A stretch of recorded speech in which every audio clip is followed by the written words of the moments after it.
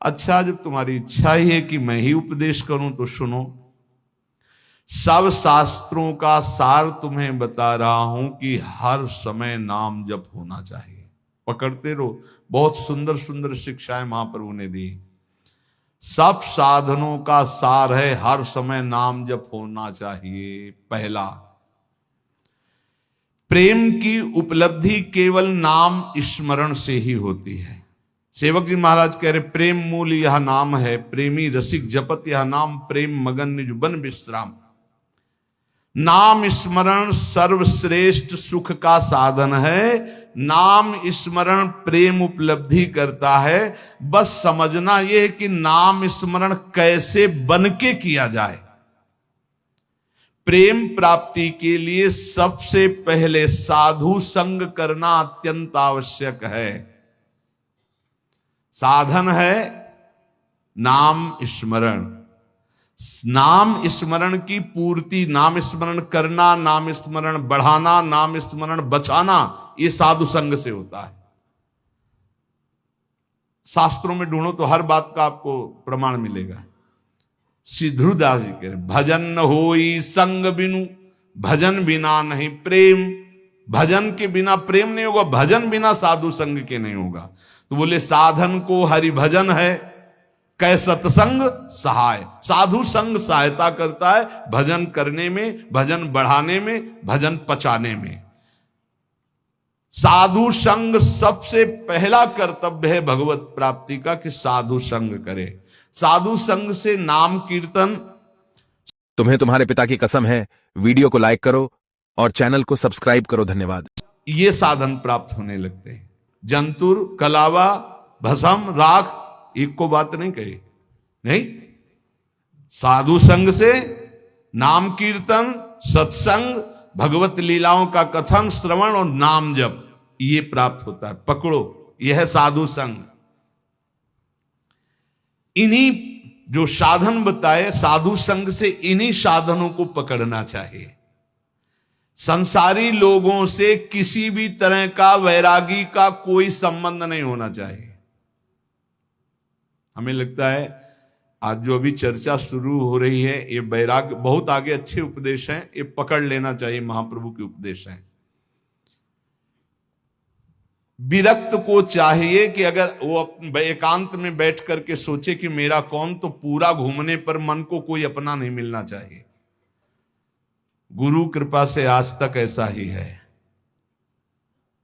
सब श्री जी के हैं, अपना कोई नहीं है। वैरागी को चाहिए कि उसके संबंध के रजिस्टर में एक ही नाम होना चाहिए, हमारे माई श्यामा जू को राज, बस मेरे तो गिरधर गोपाल, दूसरो न कोई। मीरा जी के रजिस्टर संबंध में, रजिस्टर में जो संबंधी है वो कौन है? बोले मेरे तो गिरधर गोपाल, दूसरो न कोई। और ये संबंध पुष्ट कैसे होता है? बोले साधु संग से। मीरा जी भी यही कहते हैं, रात दिन संतों का संग करके ये प्रेम बेली जो बोई, तो उस प्रेम बेली में जो अनन्य फल लगा, वो मेरे तो गिरधर गोपाल, दूसरों न कोई। दूसरी बात, पहली बात साधु संग करना है। साधु संग किसे कहते हैं? जिसके संग से भजन बढ़ने लगे, भगवत कथा सुनने को मिले, भगवत अनुराग बढ़े, भगवान नाम कीर्तन, भगवत लीला गायन श्रवण, ये साधु संग। तो साधु संग का परहेज क्या है? संसारी पुरुष का कोई भी संबंध नहीं होना चाहिए। अगर तुम्हारे हृदय को ऐसे राउंड लगाकर जांच करना हो तुम्हें, तो देखो तो एक ही जगह निकले कि हमारे माई श्यामाजू को राज। श्यामाजू के सिवा, जैसे महाप्रभु हरिवंश चंद्र जू कह रहे, मेरे प्राणनाथ श्री श्यामा शपथ करो तृण छिए, कसम खा के कहता हूं श्यामाजू के सिवा हमारा कोई नहीं है। ये बात हुई। अब दूसरी बात है, संसारी लोगों से किसी भी तरह से बात करने का अवसर ना देना। प्रपंच की बातें नहीं। बोधियंता परस्परम का आदेश है भगवान का, मेरी चर्चा करो परस्पर बैठकर, और जहां प्रभु की चर्चा से संसार की तरफ जाने लगे, उठो चल दो। दूसरी आगे की बात, किसी भी वैष्णव को ये नियम पक्का ले लेना चाहिए कि ना किसी की निंदा करेंगे, ना किसी की निंदा सुनेंगे। दिमाग में लिख लो चाहे रजिस्टर में, बहुत जरूरी है, नहीं तो भजन छीण हो जाएगा। महाप्रभु कह रहे हैं ना किसी की निंदा करेंगे, ना किसी की निंदा सुनेंगे, ये नियम ले लो। बड़े बड़े ऋषियों ने इस बात के लिए सावधान किया है कि दूसरे की निंदा नहीं करनी, दूसरे की निंदा नहीं सुननी। इन बातों का सदा ध्यान रखते हुए बचना कि कभी किसी की निंदा मत कर देना। दूसरों के गुण दोषों का कथन करने वाला उपासक बहुत बुरी तरह भ्रष्ट हो जाता है। यदि कुछ कहना है तो कृष्ण चर्चा करो, भगवत चर्चा करो, कभी किसी की चर्चा मत करो, प्रभु की चर्चा के सिवा, नहीं तो निंदा होने लगेगी, अपराध बन जाएगा। डरो तब सुख हरिवंश गुण नाम रसना रटत और बहुवचन अति दुखदानी।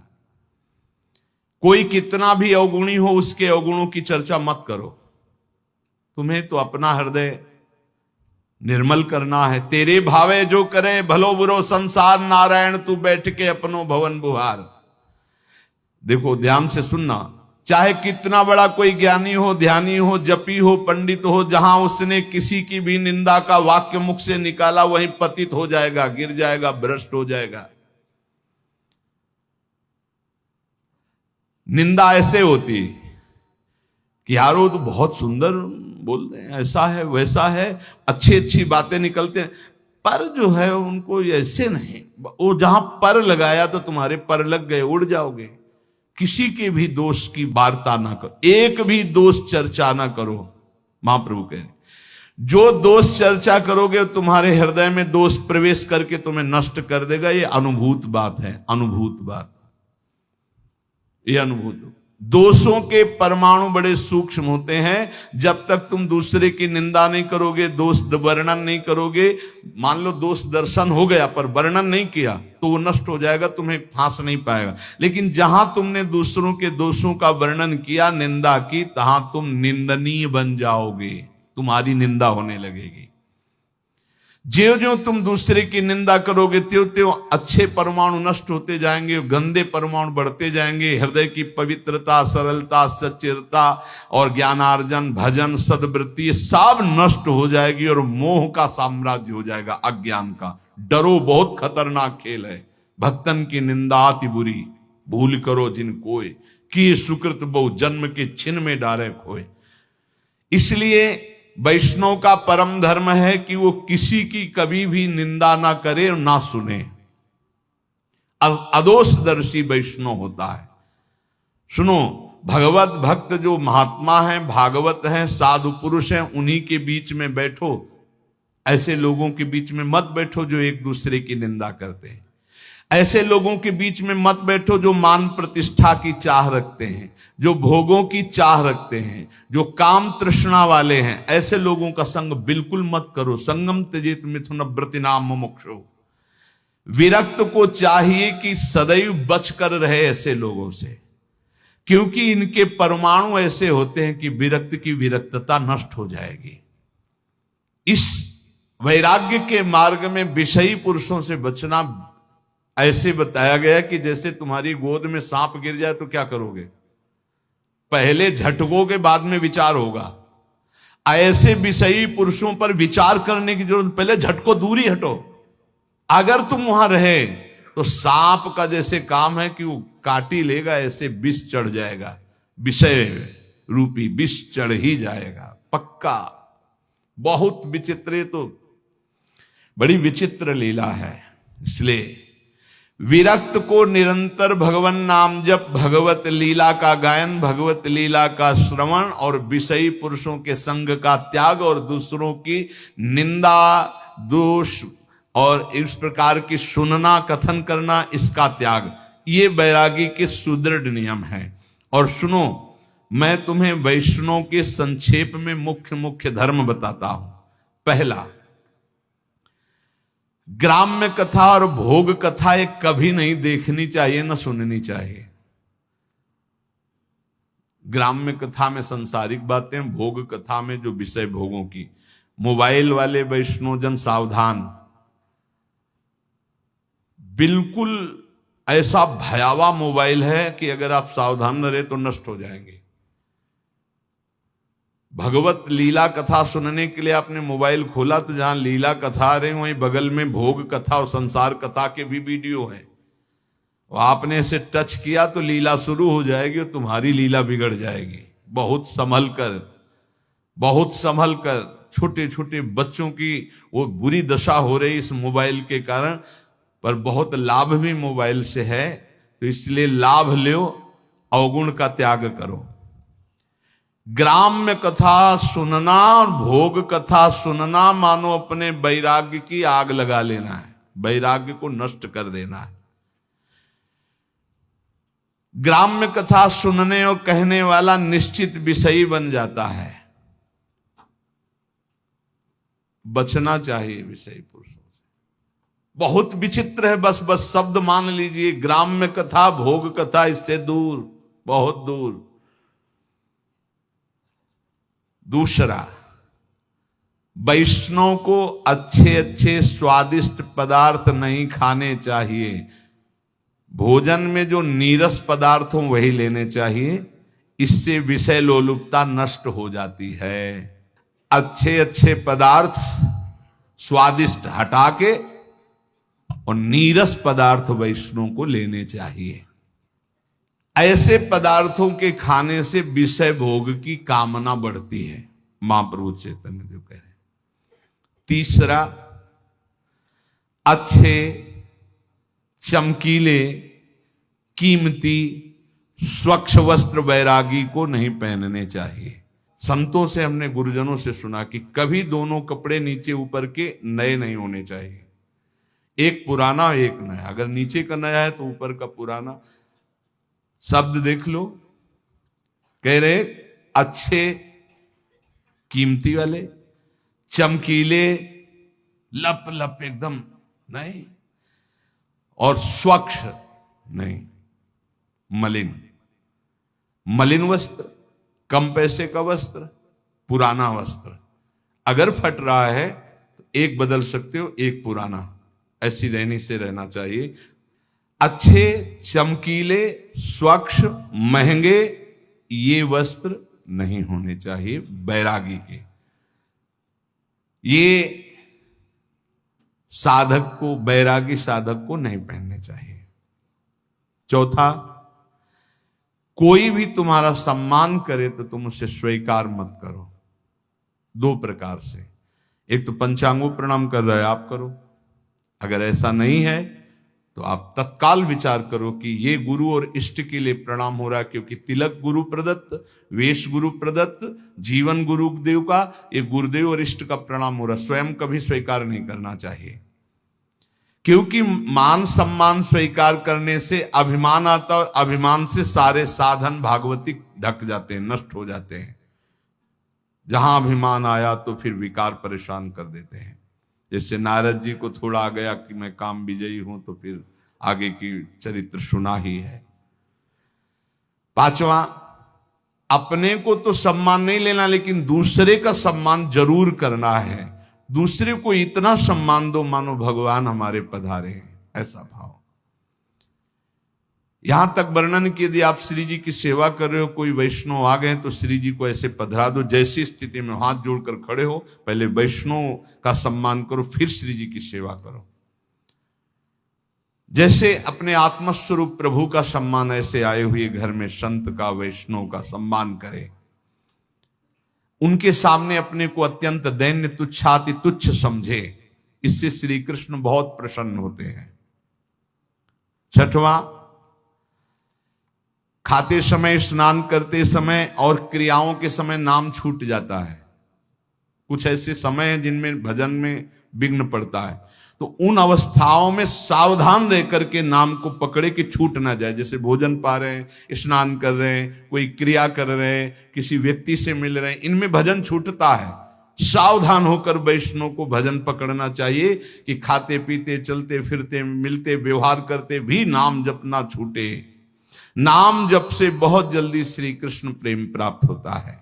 7वां, हर वैष्णव को प्रगट में ठाकुर जी विराजमान करने चाहिए।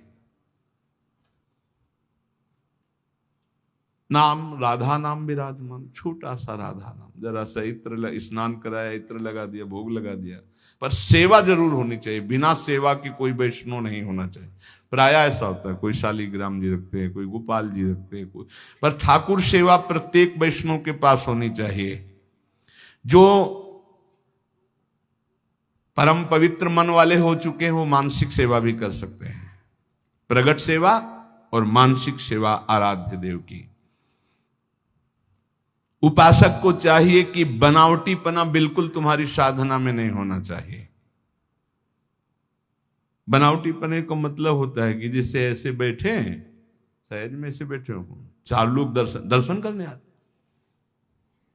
कोई बनावटी नहीं होना चाहिए। वो फटाफट माला लिया, ऐसे गप्पा मार रहे थे, फटाफट माला लिया, कोई भी दम नहीं, कोई भी पाखंड नहीं, कोई भी नाटकबाजी जीवन में ना आवे, नहीं तो बहुत बुरी तरह साधक चौपट होता है। जब तुम नाटक करोगे ना तो माया को आदेश कर देंगे भगवान, कर नाटक इसके साथ, वृंदावन छूट जाएगा, भजन छूट जाएगा। हाँ, इसलिए किसी भी वैष्णव को किसी भी तरह का कोई नाटक नहीं करना चाहिए। नाटक बिल्कुल ठीक नहीं है। जो वैष्णव है वो केवल प्रभु प्राप्ति का लक्ष्य रखता है। महाप्रभु रघुनाथ दास जी को लक्ष्य करके साधन साध्य का उपदेश कर रहे हैं। 8 बजे रात्रि तक खूब नाम कीर्तन होता रहा। फिर जो गौड़ीय भक्त आए हुए थे महाप्रभु, उनसे मिले। इतने में शिवानंद जी जो मार्ग में पूछवाया था मजूमदार जी ने, तो वो जब वहां आए तो रघुनाथ दास जी को देखा, तो रघुनाथ दास जी भाग करके महाप्रभु के पास आए थे। सेन महाशय से कहा कि वो तो यहां आए हुए हैं, तो बोले हमें तो रास्ते में पूछवाया था उनके पिता, तो एक बार अगर आदेश हो तो मैं वहां सूचना दे दूं, क्योंकि वो सब बहुत व्याकुल है। जाकर सिंह पौर के द्वार में देखा तो सबसे पीछे फटी गुदड़ी, शुष्क शरीर हो रहा है, और श्री कृष्ण नाम लेते हुए सुप्रवाह करते हुए वो आहर्निश श्री कृष्ण कीर्तन। उन्होंने विचार किया कि इनसे क्या पूछना कि तुम्हारा सकुशल हो, इनका तो परम सकुशल है। सकुशल तभी माना जाता है जब भगवान का चिंतन होता है। जैसे आजकल लोग पूछते हैं कुशल मंगल, बोले हाँ सब कुशल मंगल, तो कुशल जानते किसे कहते हैं? तब लगी कुशल न जीव कहूं, सपने हूं मन विश्राम, जब लगी भजत न राम कहूं, शोक धाम तज काम। कुशल तभी माना जाएगा जब आपके मुख में नाम जब चल रहा है, नहीं तो कुशल मंगल नहीं। और मंगल, मंगल भवन मंगल हारी, उमा सहित जेहि जपत पुरारी।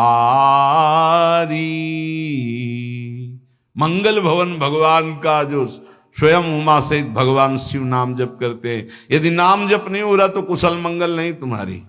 और बोले कुशल मंगल, बोले सब कुशल मंगल, पर पंच करते हुए कुशल मंगल, नाम जप करते हुए।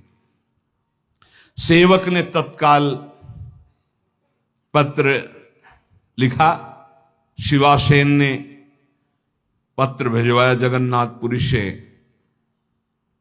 कि आपका पुत्र निश्चिंत रहिए, महाप्रभु की कृपा से यहां विराजमान है, पर जो स्थिति है वो तुम सह नहीं पाओगे।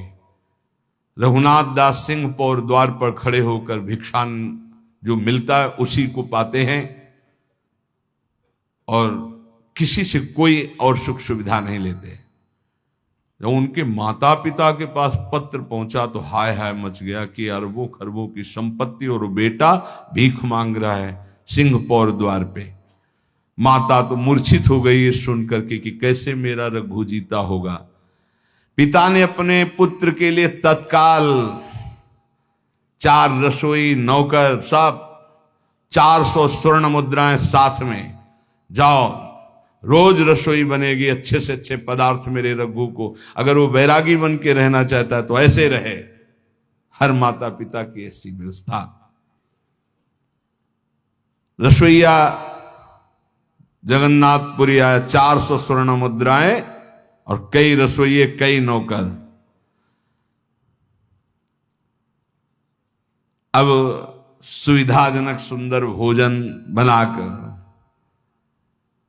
और सेवक ने कहा कि 400 स्वर्ण मुद्राएं भी लाए हुए रघुनाथ दास जी से कहा आप सुखपूर्वक रहिए। रघुनाथ दास जी ने कहा एक भी मुद्रा नहीं। रघुनाथ दास जी ने सोचा जब रसोईया आया है तो ये सुंदर भोग बनाकर महाप्रभु की सेवा हो जाए। महाप्रभु से प्रार्थना की। महाप्रभु ने उनके पिता परम वैष्णव है ये जानते हुए थोड़ा प्रसाद स्वीकार किया। पर रघुनाथ दास जी प्रसाद वहीं पाते, सिंहपौर वाला जो मिलता, अपने पिता के द्वारा भेजी हुई सुविधा को नहीं। महाप्रभु की सेवा 8 दिन तक ये रसोईया बनाता। रघुनाथ दास जी ने फिर विचार किया कि महाप्रभु को ये सुख सुविधाएं पसंद नहीं। खुद उपदेश किया था, जब मैंने सब कुछ त्याग दिया है तो फिर मेरा कुछ है ही नहीं, तो मैं क्यों महाप्रभु की सेवा के लिए अपने पिता की संपत्ति का प्रयोग करूं। महाप्रभु तो हमारी प्रसन्नता के लिए स्वीकार करते हैं। 8वें दिन ही कहा रसोईया से अपने सभी उठाओ और वापस हो जाओ। अब वो तो बेचारे सेवक सब वापस कर दिया।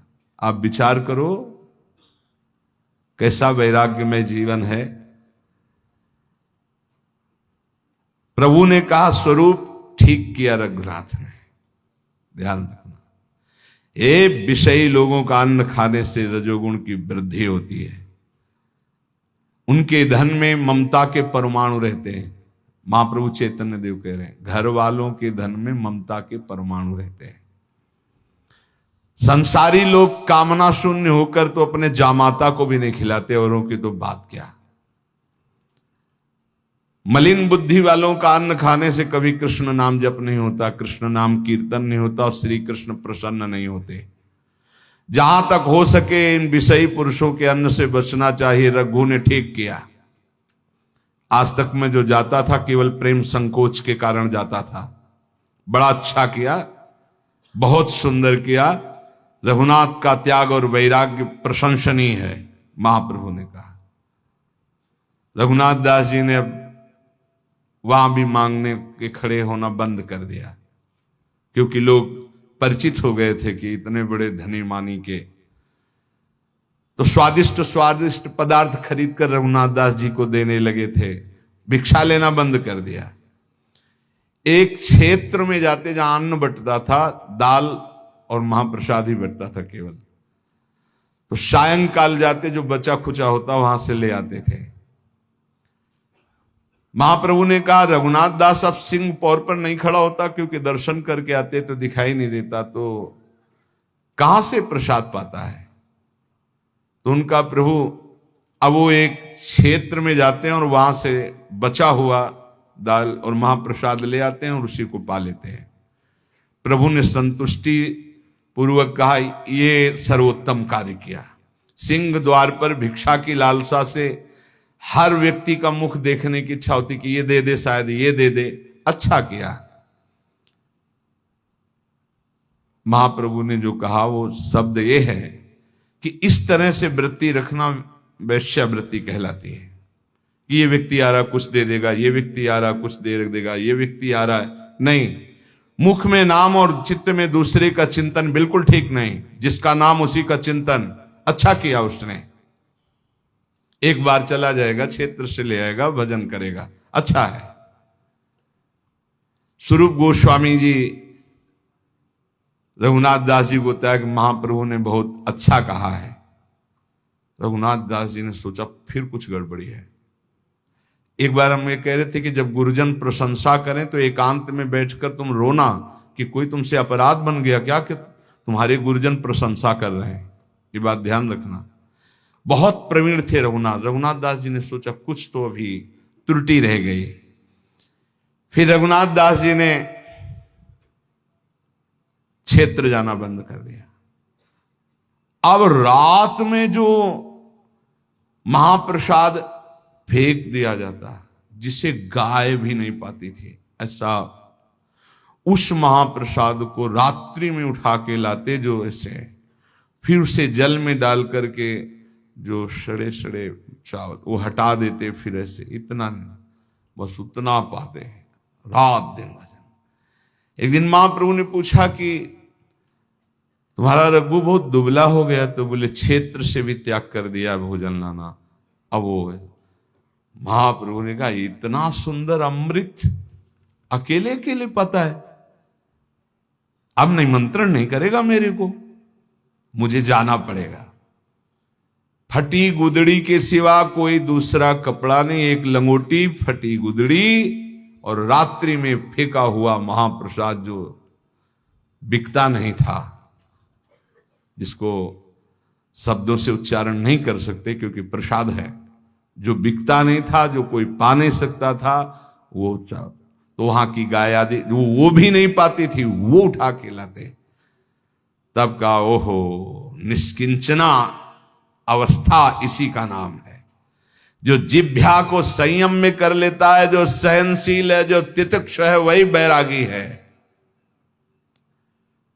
महाप्रभु ने कहा पेट रूपी गड्ढा केवल पाटना है, बस ये नहीं देखना क्या पा रहे हैं, रूखा सूखा जो मिला, थोड़ा भूख शांति की, फिर नाम जप में लगे हुए हैं। इसमें जो लिखा वो सड़ा हुआ कोई कैसे पा सकता है प्रसाद, जो गाय भी नहीं पाती थी। महाप्रभु एक दिन गए रात्रि में, जब पता लगा लिया कै बजे पाते हैं, और पीछे से जब वो पा रहे थे तो आंसू बहाते हुए कृष्ण कृष्ण नाम जप करते पीछे से गए, ऐसे रज के पात्र में जो ऐसे लिया महाप्रसाद का, इतना स्वादिष्ट अमृत तू अकेले। बोले महाप्रभु आप मत पाना, हमने पहले पा लिया है, ये आपके पाने के योग्य नहीं। बोले ऐसा अमृत का निषेध करता है, अकेले अकेले कहीं ऐसा अमृत पाया जाता है। महाप्रभु आज मुझे श्री कृष्ण प्रेम प्राप्त होगा, क्योंकि ये रघुनाथ दास जी एकदम हाय हाय करने लगे। प्रभु रघुनाथ, हमें शिकायत रहेगी कि तुमने ऐसे अमृत का निमंत्रण नहीं किया और हमको जबरदस्ती आके पाला पड़ा। चरणों में गिर गए, कहा प्रभु ये आपके योग्य नहीं था, आपने ऐसा क्यों किया, आपने मुझे महापापी बना दिया, क्योंकि आपने उपा रहे थे रघुनाथ दास जी। प्रभु पाते हुए उल्लसित होकर के कहा रघुनाथ आज तुम पतित पावन हो गए, दूसरों को पावन करने वाले बन गए, और हृदय से लगा लिया। इतने में आवाज सुनकर सब परिकर आ गया, सबने देखा महाप्रभु चैतन्य देव ने कहा सच्ची बताऊं रघुनाथ, आज तक इतने पदार्थ खाए वो स्वाद नहीं आया जो आज मुझे आया। जैसे सुदामा के तंदुल में श्री कृष्ण, सबरी के बेर में भगवान श्री राम, और विदुरानी के केले के छिलके द्वारिकाधीश, ऐसे रघुनाथ दास जी के उस चावल को महाप्रभु पा करके कहते महाप्रसाद, आज तक इतने व्यंजन पाए वो स्वाद नहीं आया जो आज मुझे स्वाद आया। आज मैं श्री कृष्ण प्रेम